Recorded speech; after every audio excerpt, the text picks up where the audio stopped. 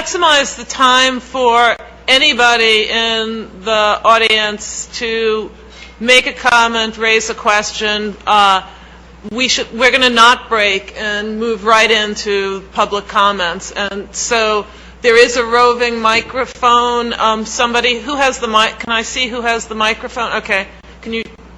So people don't have to crawl over each other. I can't hear you. Yeah.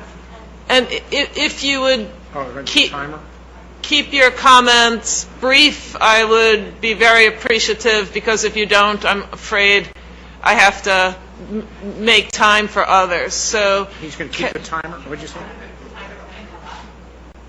Oh, you mean to move it up? Okay. Just give us one moment, please.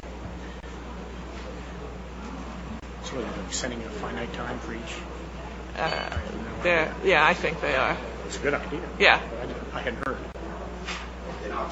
What is it, 2 minutes? 1.5 minutes, okay. We've been keeping all of our speakers to time, too, and that's the apparatus. Quite a line. Pardon?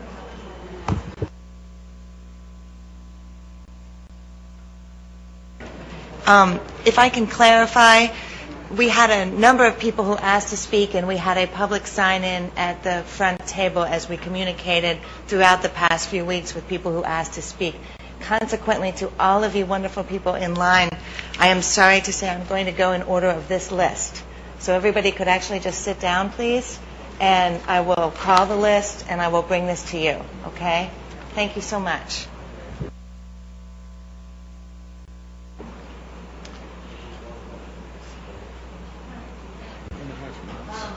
Yeah. That's okay. Times 20 people. Yeah. Yeah. Go. Please, Val, start. And I'd ask each person after Val calls you and you come up, if you could just introduce yourself to us, we would be very appreciative of that. Thank you. Wonderful. So the first person I have is Michael S. Perfect. Thank you so much.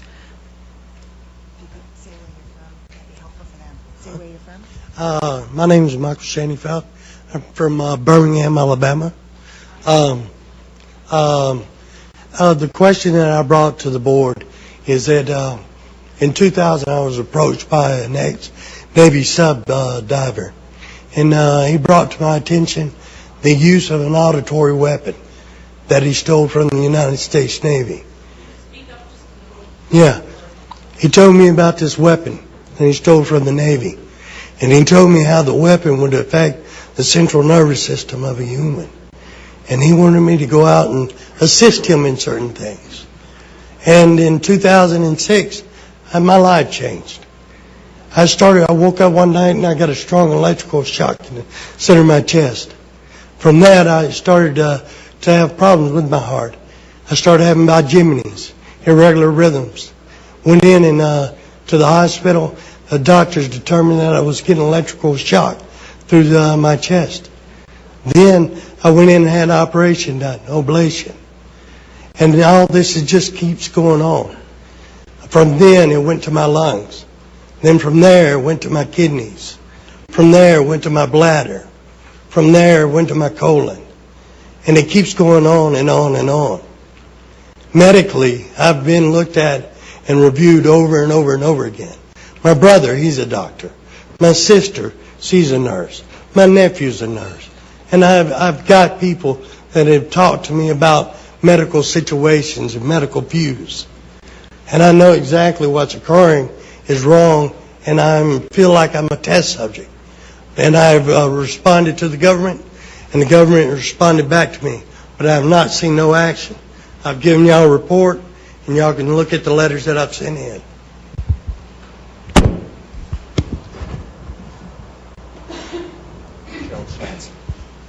Gerald Schatz.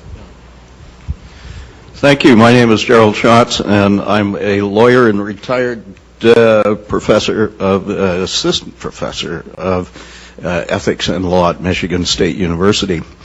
I want to address two things very quickly. One is the theme of vulnerability and its recognition. We have gone from an era of very reflective and I think very decent recognition of the moral obligations of researchers to an era of discussion of regulatory burden. I think that's unseemly. The second point is that there is law out there. The bioethics community has been oblivious to it, but there is international law. There is the International Covenant on Civil and Political Rights, the United States ratified in 1992, and it makes informed consent an absolute requirement, no exceptions, not even in emergencies, subject to those normal legal fictions of consenting for the incapacitated patient to medical care and so forth. Additionally, the Geneva Conventions and additional protocols to the Geneva Conventions make research very, very difficult or prohibited altogether for those individuals who are caught up in war and armed conflicts. Michigan State University faculty responded to the OHARP request for comment in 2005 on equivalent protections. I will be pleased to provide that comment and those citations and some additional materials to the Commission. Thank you. Thank you. Sina Ryan.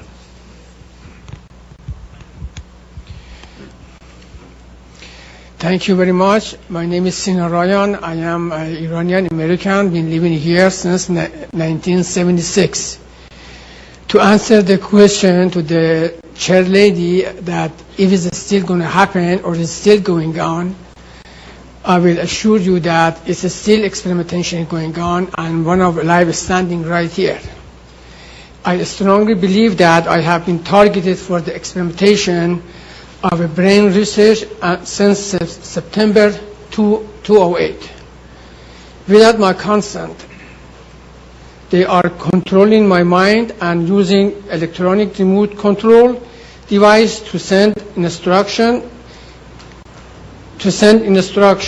In the past 2.5 years, I have been subjected to constant electric shock, a sleep disturbance, a sleep deprivation, short but severe localized pain in my into various parts of my body, telephone and bell rings in my ears, heat waves through my body, horrifying dreams, creating sudden fear and worries in my mind.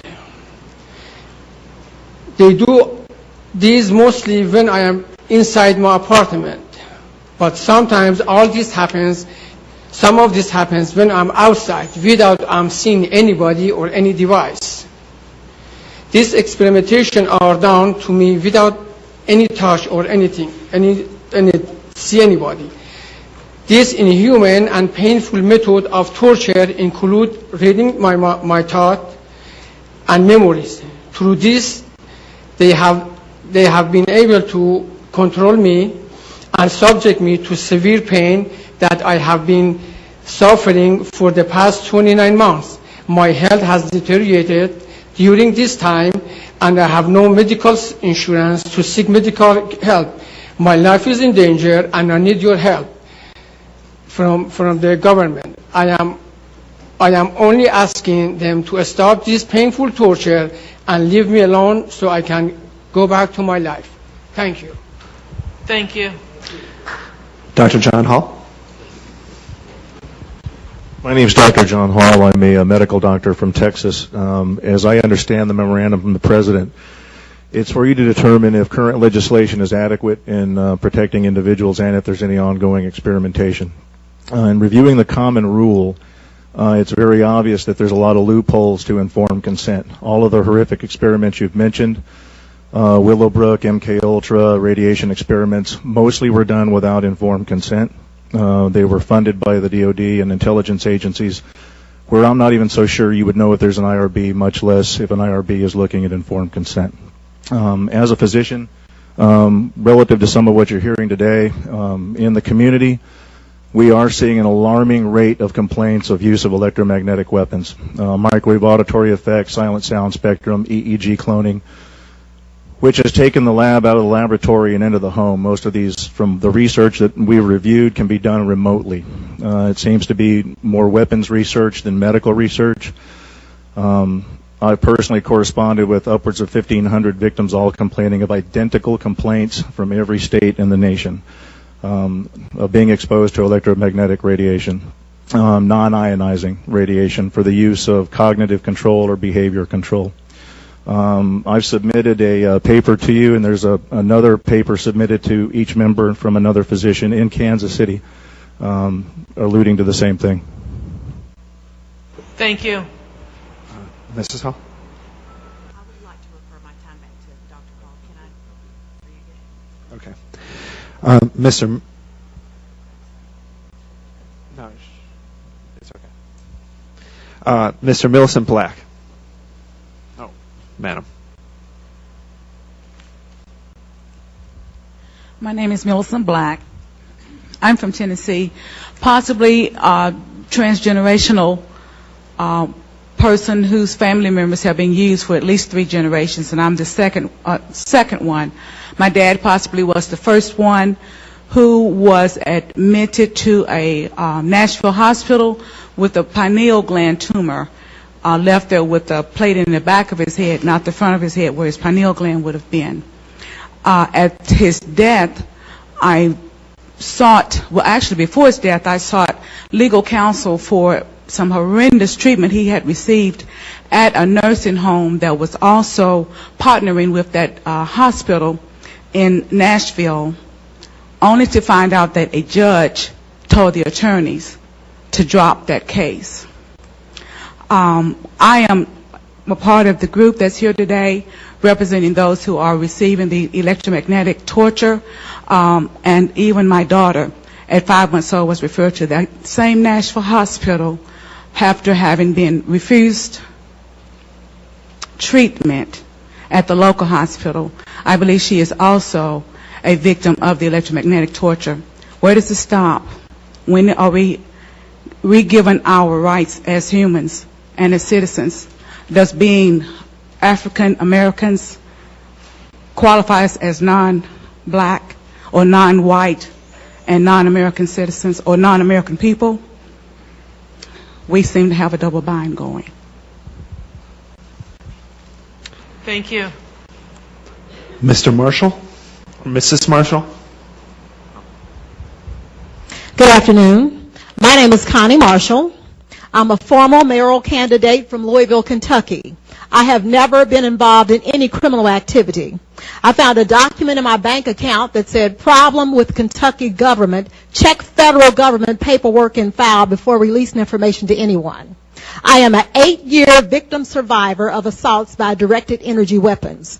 The torture I've experienced consists of body overheating, body extremely cold, seizures, heart pain, earaches, itching behind eyes, burning behind eyes, swelling, headaches, involuntary movement of my limbs, exhaustion, speeding and heart racing, hair coming out by the handfuls as if I've had chemotherapy, mind paralysis, being hypnotized or placed in a trance-type state, being tracked by a drone or satellite, controlled dreams, sleep deprivation, V2K, which is voice to skull, projected sound, extreme muscle spasms, and extreme muscle cramps, being made to fall down, blue circles around the pupils of my eyes, and I'm here and you can look at them if you like, low frequency noises in my home, high frequency noises in my home, sexual stimulation, numerous electrical appliances in my home are destroyed, 4 computers, 2 fax machines, 7 telephones, 4 CD players, VCR, DVD players, electrical igniter switch on my furnace, washer and dryer, air conditioner, also my car radio, CD player, and engine were destroyed. I am watched in my home 24 hours a day and followed around everywhere I go, though I do not have a criminal history.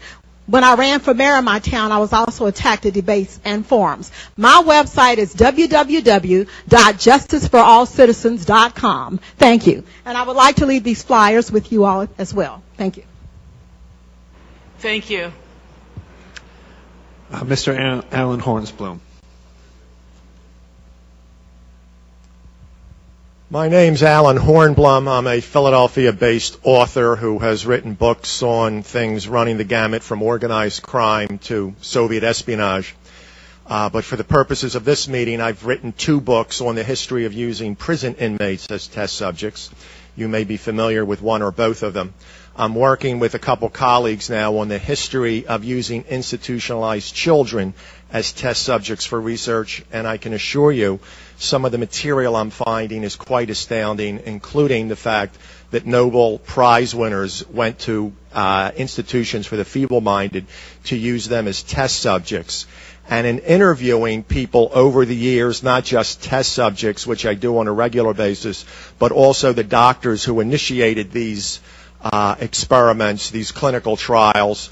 I'm talking about people like Konstantin Melektos and Albert Kligman and Hillary Kroprowski, Chester Southam, some of the top researchers of the 20th century. Most of them are famous and some are infamous. It's remarkable that almost all of them articulate how little medical ethics was taught in medical schools at the time. And I had to bring up, I had to educate one of them, in fact, about the Nuremberg Code. When I mentioned it, he wasn't even familiar with it. These problems with regard to medical ethics are still there. I periodically give talks at universities and med schools, and it's stunning to me that when I go into a bookstore at the university and go in, maybe I'll see one of my books there. Of course, I'm a little bit disturbed when they don't, but I also don't see anything by Harriet Washington or by James Jones, Bad Blood, or by Jonathan Moreno's book. Medical ethics is an orphan in today's medical arena. It is out there in left field. They really de-emphasize it, and that's part of the continuing problem that doctors, as Dan said earlier, when they do these studies, it's a cost-benefit analysis, and there's much more benefit to doing research, even when it breaks rules and laws and cuts corners, than by following the rules. And that's why I believe the Commission has to make a very strong condemnation of Dr. Cutler and the institutions and doctors that he worked with, not just with regard to Tuskegee and Guatemala, but there are so many other incidents and events out there. As Susan said, we will continue to discover these. There will be another commission like yours in 10 years going over what you didn't look at or what you didn't do. So I would encourage you to be as aggressive as possible, not just describe what happened, but really condemn those who broke the law, because there's doctors making decisions right now, and those decisions are going the wrong way. Thank you. Thank you. Ms. Deborah Poulsen or Deborah Paulson. Hi, I'm Deborah Paulson from Kenosha, Wisconsin. I'm going to refer to a paper from Professor McCoy at the University of Wisconsin on no-touch torture. He talks about a total assault on all senses and sensibilities: auditory, visual, tactile, temporal, temperature, and survival, refined through years of practice. Sensory disorientation relies on a mix of sensory overload and sensory deprivation via banal procedures, isolation, then intense interrogation, heat and cold, light and dark, noise and silence, for a systematic attack on all human stimuli. I've been a human subject for experimentation for almost 2 years, and I've contacted Dr. Hall. I stand with a very large group.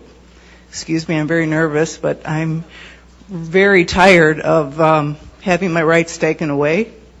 And thank you for hearing me, and thank you for the others. I would like some help. Thank you. Thank you. Ms. Lisa Becker. Sorry, pardon me. Thank you. My name is Lisa Becker. I am also from Wisconsin. I have been a non-consenting test subject in military medical research. I, too, believe my experience is referred to as no-touch torture, utilizing defense technologies. Jonathan Moreno, he basically predicted all this a number of years ago in his book undue risk. I'm asking you to help initiate a congressional investigation. We've all come a long way. This is what is needed. We want to have the accounts of this extreme human rights abuse that's going on in our country documented and heard, all of the accounts. We also need what was done during the Clinton administration, which is a major declassification of some of these documents that are hiding what's been going on. I speak for many when I say we've suffered long enough. My personal experience has been 10 years. I've been vilified. I've been ostracized. I've been tortured. I have burns on my body. I'm an American. I have rights. The answer to the question, the big question today, could it happen today? The answer is yes, it is happening today. It is happening for some of us every day. I am begging for you to help us. Thank you. Thank you. Mr. James Walbert.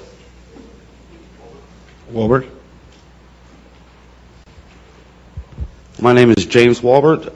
To date, I have one of the strongest cases documented of these unethical violations against our society. Due to the facts of having the kinds of professionals that I have involved with this case, I have been able to prove that this crime against others and myself is real and shows reason to be concerned with. I am in hopes that I am able to prove the same thing to this committee.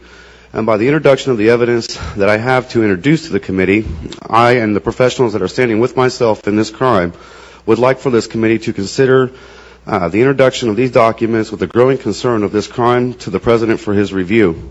With these hopes in mind for this consideration, I would also like to ask of this committee to consider an investigation into these unethical violations of others and myself that are affected by this crime. With this consideration of this investigation request into these matters, I would also like to point out the abuses of children that have been documented by the many professionals that I am currently working with into these matters of this crime. To date, the professionals have been documenting these offenses against the children that are related to the many victims of these crimes. They have been, proven this concern to be valid, as I am pointing out to this committee, the growing concern of fellow states that have now passed laws against forced chipping of an RFID tracking chip. These states that have now passed such bills into law: Colorado House Bill 071082, North Dakota Senate Bill 2415, Oklahoma State Senate Bill 47, House Bill 072092, Missouri House Bill 550, Pennsylvania Bill, Georgia Senate Bill 235, and the list just goes on. I was also wanting to ask if I could provide a portfolio of introduction of 12 professionals from political support to medical investigations, as well as private investigative support to the committee as well for review. May, thank you very much. Thank you. Right on.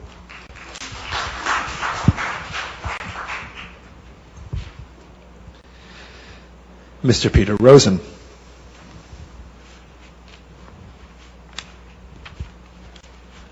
Hi, I'm Peter Rosenholm. I'm from Rhode Island. Like all the others, we go through this every day. I'm at least 14 years now of being tortured. It's non-consensual human experimentation. It's remote. It's covert. It's hard to prove it a lot of times. Many of my attacks were microwave weapons. Medusa is one.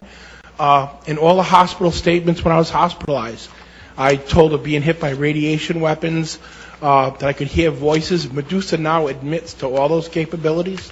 I'm also in the Naval War College's congressional district, and I've got falsely diagnosed, drugged. I've pretty much proven all that wrong. I'm off all the medication, but I'm still tortured. It goes on every day, and it goes on every day for all these people. What I would like is for us to have a participation on your committee, for someone from our group to actually participate. I'm wondering if that's possible. Because we're the victims. We're like the Guatemalans who are tortured. Is there a chance that that can happen? Did you hear me? Is there a chance that a group or an individual from us can be on the committee? We're constituted by the President as a commission and have we have public comment, and you can write us, and we will read everything you give us. Right. It's the President President Obama appoints the commission. The other thing we deal with is like a COINTELPRO attack. Law enforcement attacks us, discredits us, will put us in a mental hospital if we try too hard. These people all don't want to go to doctors. The Patriot Act has provisions where doctors have to follow what they say. So a lot of these people aren't getting their teeth fixed, aren't going for medical care. We're in a bad situation. Thank you. Thank you. Mr. Kenneth Rhodes, or Rons? Mr. Kenneth Rhodes.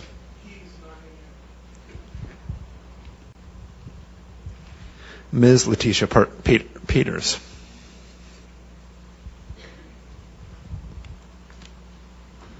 Madam Chair, members of the Bioethics Committee. Yes, Members of the Bioethics Committee. My name is Letitia Peters. I'm from Trenton, New Jersey. I was a federal government employee working 16 years as an electronics engineer right here in Washington, D.C., where I got sick due to toxic mold exposure. And when I started complaining about it and using my rights, I believe now, after 5 years of being out of the government, after 16 years of service, that I was put into this 24/7 execution chamber. And I, too, am looking for congressional investigations. I should be covered under the Whistle Protection Blowers Act. And I, too, would like to submit documentation, which I presented. And I have been denied medical treatment. I have been disregarded as being non-human. All my rights have been violated. My parents and I are living together now in Trenton, New Jersey, and there are low-flying aircrafts dropping biological weapons over our houses every day in order to try to kill me.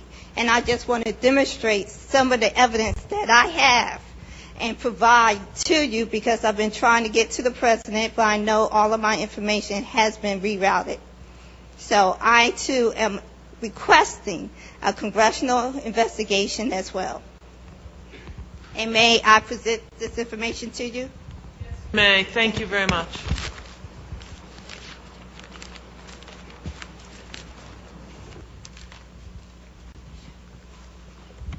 Ms. Tammy Battaglia.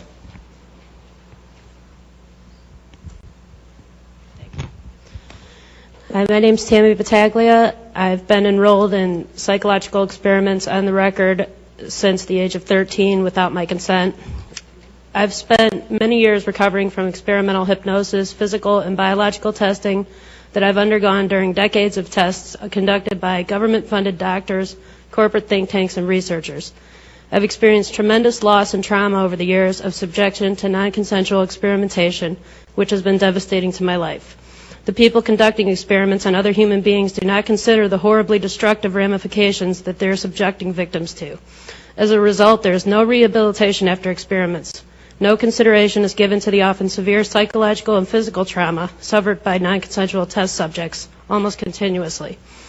Many victims, such as myself, are diagnosed with non-existent mental illnesses, and as a result, we are expected to take dangerous medications that we do not need. There's no way to seek justice for what we've endured, because in America, the land of the free, justice is not free. The experiments violate every right imaginable and offer no restitution whatsoever. If myself or any other victim approaches law enforcement or government agencies, we're spurned and in some cases forcibly taken to mental institutions.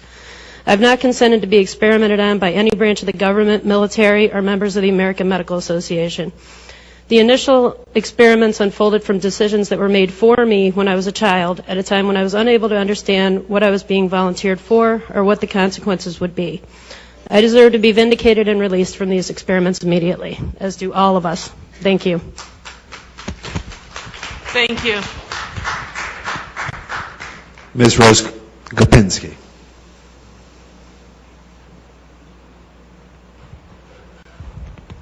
Amy, I love your question of us to try to figure out what the big problem is. to really analyze and get to the root of it. And I thought at first it was containment, which leads to things like false flags to confuse people. It leads to harassing people to discredit them, disable them, the TIs, that is, the victims. It leads to possible corruption, the secrecy, possible fear of going to prison on the people that are, on the part of the people that are executing these things. And then I realized underneath the containment, the secrecy-containment umbrella, is a really glaring inability of the U.S. to ever apologize for anything. To be able to just say, I'm sorry. The rest of the world is waiting for us to say, I'm sorry, or I admit to something, I have flaws. Everyone does. And when it, contrary to the Pentagon myth that you should not do that to be strong, contrary to that myth, it makes a person stronger. Therefore, it will also make a country stronger. Other countries would very much appreciate it. Say, I'm sorry, 2 seconds of silence, and then we can go on with life.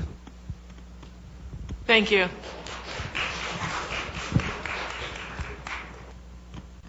Mr. Jeremy Radlar.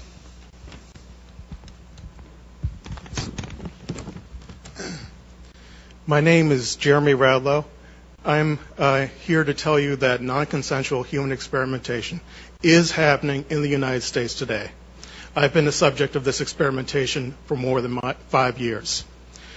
Calling these activities experimentation is truthful but possibly distracting. I think the criteria governing the selection of experimentees will prove to be a much bigger scandal than the experimentation itself. The psychological torture protocol that's part of the so-called experimentation includes, but is not limited to, the use of non-lethal weapons and mind-invasive technology. Sleep deprivation, pain center stimulation, and worse are used against subjects. While some experimentees have found foreign objects in their bodies suggesting implantation, most have not. Receiverless mind-invasive technology has been demonstrated under laboratory conditions, but the most likely explanation is that experimentees are implanted with foreign objects either too small to appear on commercially available scanning equipment or designed to be indistinguishable from the surrounding tissue. These activities are highly deceptive, use clandestine technology, and have the fingerprints of the CIA all over them. It's unreasonable to expect isolated individuals receiving this treatment to furnish proof. A thorough investigation is warranted. Thanks for your time. Thank you very much. Ms. Catherine Nestor. My name is Catherine Nestor, and I'm from Pennsylvania. This commission has spoken of a long history of abuse of the human research subject. Although no one mentioned MKUltra today, President Clinton recently apologized for this. My young child and I have been used as non-consensual test subjects. We have been subjected to COINTELPRO-like stalking, remote neural monitoring, and electromagnetic torture, resulting in psychological and physical damage. And I won't go into the details of that because I have 4 pages written in here that is very similar to Connie's testimony. Please do not wait 70 years to investigate this. I ask Dr. Amy Gutman to begin today. There is new work for the Commission for Human Subject Protection on our shores. And please give us a dramatic response, Susan, and please give us a congressional hearing. Thank you. Thank you. Ms. Miriam Snyder.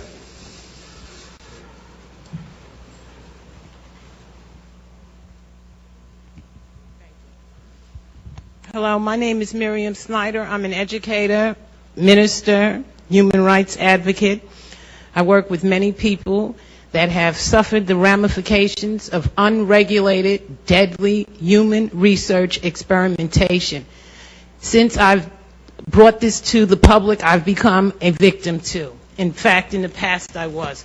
I have 3 questions I would like the commission to answer, and then I'd like to submit some recommendations so that we do not have to go through this type of forum of listening, and then we have to rush this serious assassination program. Human research experimentation is being used to assassinate innocent people, and I think it's time that it takes much more than 2 minutes to rush up. I resent it. I spent my time, I listened, and I asked that you listen. Foremost, since Guatemala and Tuskegee experiments, it is understood that human research experimentation via particularly injections on innocent people is understood that these things are going on. I would like the commission to address what is being done to stop the continuance of non-verifiable injections being used on people. I'd like to know the commission to address what penalties and protections are in place for researchers, the incarceration of researchers who create deadly weapons and viruses. What is going to be done to stop the deadly created man-made viruses getting out the laboratory to human bodies? And when are we going to start incarcerating researchers? All right? Number 3, who supervises energy technology? Specifically, electronic torture. That is a major issue. Just hold on. I waited 2 days. Electronic torture. All of these people are here talking about they are being tortured. They are in a slow kill program via radiation. The cleft lip babies are coming out through radiation programs. The studies show it. I've submitted documentation. We have cleft lip babies because of unregulated radiation studies. What is going to be done to stop this? These people are suffering because of unregulated radiation studies, human research experiments, and the funding is immense, and people are dying. What's going to be done to stop it? Okay. With respect to neuroimaging, I found a tremendous amount of research regarding injection-induced seizures. Why is human research allowing experiments that allow injection-induced seizures? And through electronic technology. Now, what my recommendation? I would hope that this committee could launch a specific committee to address these issues with human rights experts, genocide specialists, people who have studied mass murders, that it's understood that these things do happen, okay, through genocide, and I can give you a list of people that have documentaries on this, and to investigate the citizen complaints regarding mind control weapons, in particular energy technology via satellite, induced seizure via satellite, microwave auditory effect weapon, all government-sponsored psychological operations, microchipping through injections. Above all, we seek the creation of a means for injections to be verified before entering the human body, and prosecution for anyone using these deadly tactics to harm the people. And we seek compensation for all the victims who have filed affidavit after affidavit documenting the atrocities involved with unregulated and deadly human research experimentation that they have suffered as a direct result of these criminal human research and the people, the whistleblowers who have exposed this. Thank you very much. And please have a forum where we don't have to do this rush up. I waited 2 days and I don't like being rushed like this. I really don't. Thank you very much.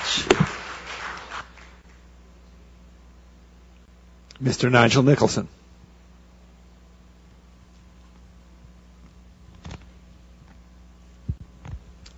Hi, good evening.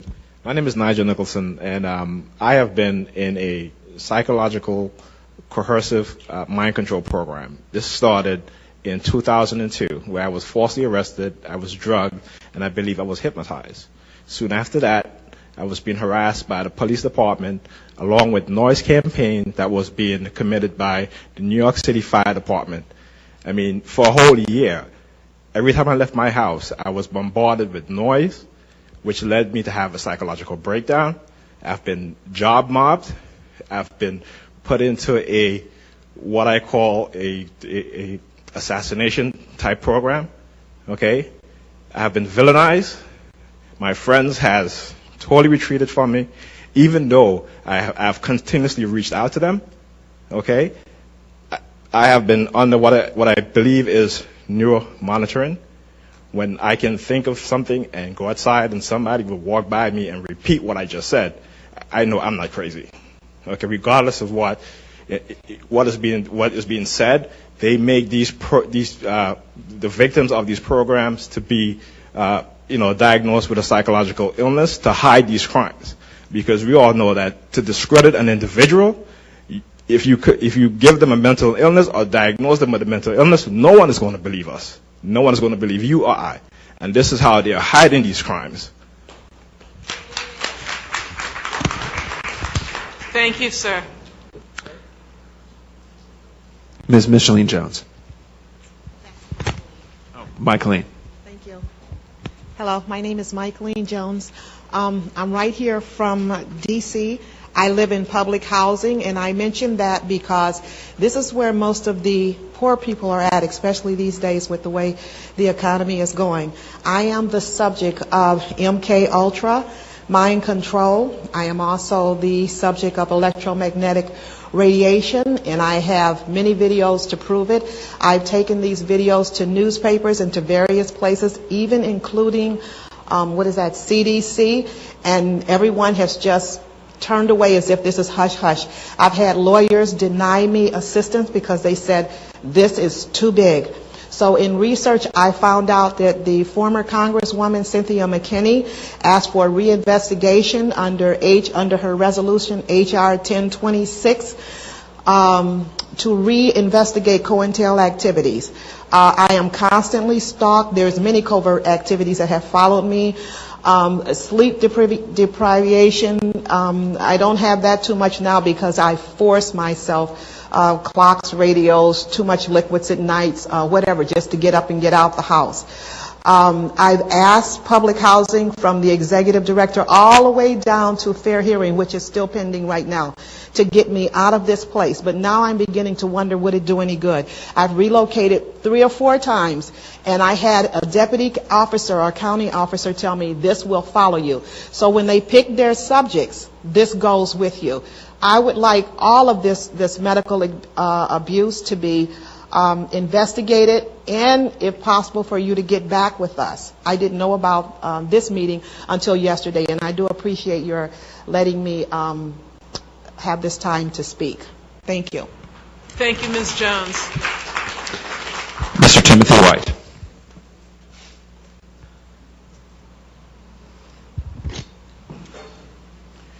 I'd like to thank the Commission for allowing the public to address these issues. And it's been a lot of information, and it's been very good and enlightening. And I see I'm in the right place to provide the information I have. And yes, the Tuskegee experiments are still going on, and the Guatemala experiments are still going on. But they're going on because of the advances in the signals technology and in cognitive neurological technology and neurophysiological experimentation and research. And advances in that technology is allowing these things to happen and creating a new class of vulnerabilities for citizens who cannot protect themselves against this. Okay, we provide citizens who are currently non-consensual victims of cognitive neuroscience and neurophysiological research and experimentation, which is enabled remotely through extreme low frequency computer-to-brain entrainment technology. This technology exists and can be verified on subjects with a high degree of accuracy using current neural imaging technologies. Okay, this is an atrocity that has gone on for years, and like the Tuskegee experiments, it's clearly within the scope of this commission. Okay, the validity of this, if there's any doubt as to the validity of these claims, that this commission can conduct its own independent investigation by using functional brain imaging techniques. Okay, we ask that the committee, just because of the existence of our organization, Freedom for Covert Harassment and Surveillance alone, we have thousands of people who have contacted us claiming to be victims of this. The justification for our existence is justification that you should investigate this occurrence further, okay? We need tests to determine if a citizen has been harmed by a cognitive weapon. These are cognitive weapons that somehow these people are being experimented on with. And just overall, we need to ban the unethical use of science and technology on all citizens for any form, for any reason, and in any form. Thank you. Thank you.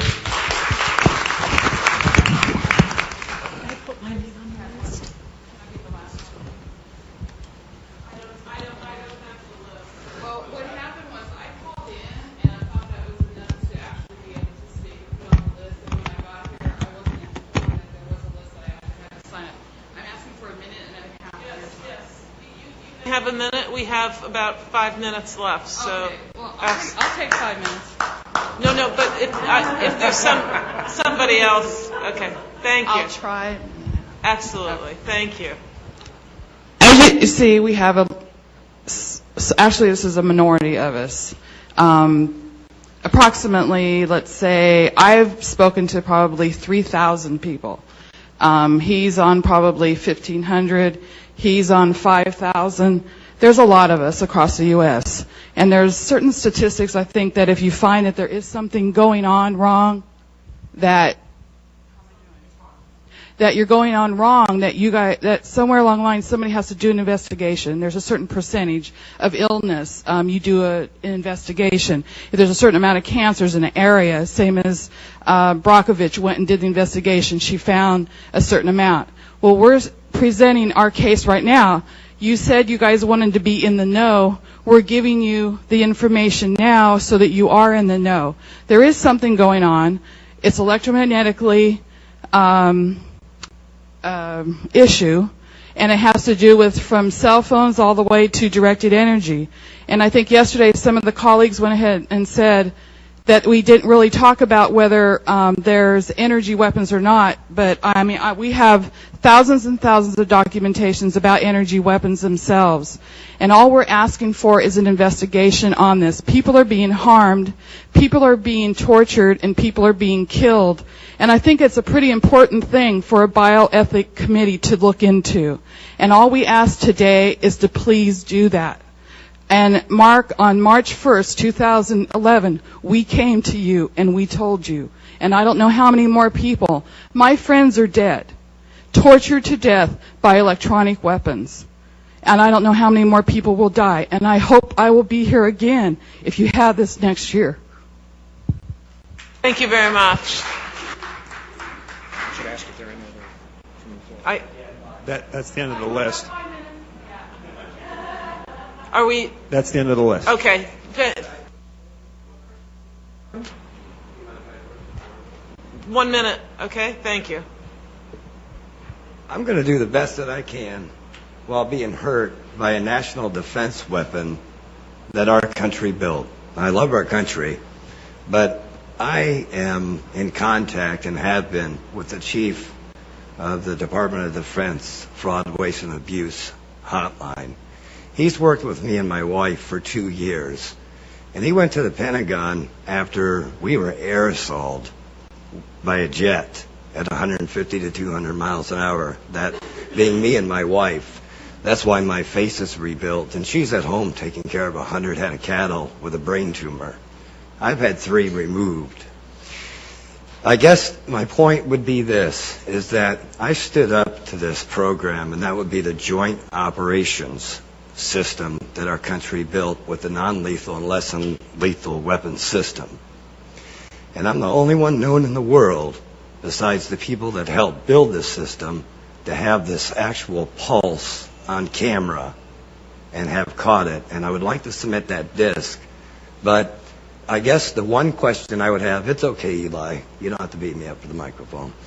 The one question I would have is, first of all, I would like to submit this to you as promptly as possible, and then ask each and every one of you that 90% of the people that approached you spoke the same way I am, scared, but also spoke. They're speaking of directed energy weapons. That was phased out with the non-lethal and less than lethal programs, and we all know that. Most of you do anyways. Would you please help save my life? Ma'am? Please submit what you have, and we will do what we can. And your name? My name Yes, ma'am. is Dr. Amy Gutman. Dr. Amy Goodman, I'm going to submit that to you, and if I Please. die from this, then I'm quite sure somebody else will look at the evidence. Thank you for your time. Thank you. I appreciate it.